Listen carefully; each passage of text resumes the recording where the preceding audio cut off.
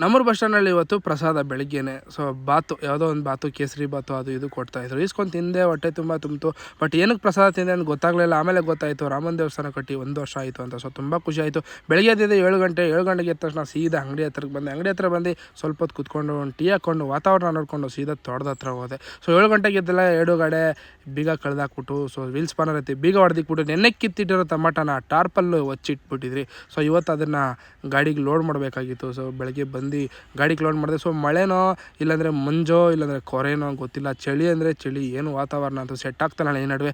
ಗಾಡಿಗೆಲ್ಲ ಬರೋ ಟೊಮಾಟೊ ಕ್ರೇಟ್ಗಳೆಲ್ಲ ಎತ್ಬಿಟ್ಟು ಮತ್ತೆ ನಾನು ಬಂದಿದ್ದೆ ಅಂಗಡಿ ಹತ್ರ ಬಂದು ಮತ್ತೆ ಒಂದು ಟೀ ಹಾಕ್ಕೊಂಡು ಸರಿ ಹೊಟ್ಟೆ ಆಯಿತು, ಏನಾದರೂ ತಿನ್ನೋಣ ಅಂತೋದು. ಎಲ್ಲ ಖಾಲಿ ಆಗಿತ್ತು, ಚಿತ್ರಾನ್ನ ಮಾತ್ರ ಇತ್ತು. ಸೊ ಕಲಿಸ್ತಾ ಇದ್ರು. ಅಷ್ಟೊತ್ತು ಚಿತ್ರಾನ್ನ ತಿಂದ್ಬಿಟ್ಟು ಮೇಲೆ ರೆಸ್ಟ್ಗಂತ ಹೋದೆ. ಸರಿ ಕಟಿಂಗ್ ಮಾಡಿಸಿ ಜಾಸ್ತಿ ದಿನ ಆಯಿತು. ಕಟಿಂಗ್ ಮಾಡಿಸ್ಕೊಂಡು ಮನೆಗೆ ಸ್ನಾನಕ್ಕೆ ಹೋಗೋಣ. ಇವನು ಸ್ನಾನಕ್ಕೆ ಕರೆದ್ರೆ ಸ್ನಾನ ಮಾಡೋಂದರೆ ಸ್ನಾನನೇ ಮಾಡಲ್ಲ ಅಂತಾನೆ. ಸ್ನಾನ ಮಾಡುವ ಅಂದರೆ ಎಗರ್ಸಿ ಓದಿತಾನೆ.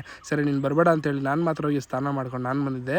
ಮಧ್ಯಾಹ್ನ 2 ಗಂಟೆಗೆ ಕ್ರಿಸ್ಟಿಯನ್ಸ್ ಅವ್ರ ಮದುವೆಗೆ. ಸೊ ಮದುವೆ ಊಟ ತಿನ್ಕೊಂಡು ಸೀದಾ ತೋಟದ ಹತ್ರ ಹೋದೆ. ಮದ್ದೊಡಿತಾಯಿದ್ರು ಸ್ವಲ್ಪ ಹೊತ್ತು ತೋಟದ ಹತ್ರ, ಅದು ಇದು ನೋಡ್ಕೊಂಡು ಸಂಜೆ ಗಂಟ ಮತ್ತೆ ಹೋಟ್ಲಿಗೆ ಬಂದೆ. 6:45 7 ಗಂಟೆ ಆಗಿತ್ತು. ಒಂದು ಟೀ ಹಾಕ್ಕೊಂಡು ಡೈರೆಕ್ಟ್ ಮನೆಗೆ ಬಂದು ನಮ್ಮಮ್ಮ ಉಪ್ಪು ಸಾರು ಅನ್ನ ಮಾಡಿದರು. ಹೊಟ್ಟೆ ತುಂಬ ತಿನ್ಬಿಟ್ಟು ಮಲಗಿದ್ದೆ ಇವತ್ತಿನ ಕೆಲಸ. ಮತ್ತು ನಾಳೆ ಏನೇನಾಗುತ್ತೋ ನೋಡೋಣ. ಟಾಟಾ, ಬೈ ಬಾಯ್.